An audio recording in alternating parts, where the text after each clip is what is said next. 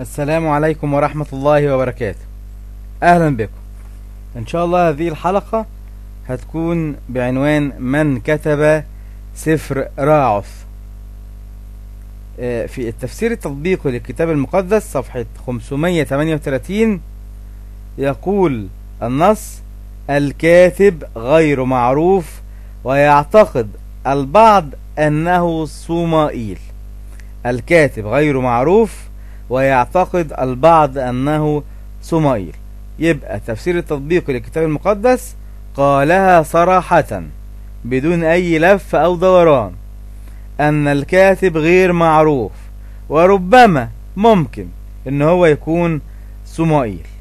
والسؤال الآن: كيف يتعبد النصارى بسفر لا يعرف من هو كاتبه؟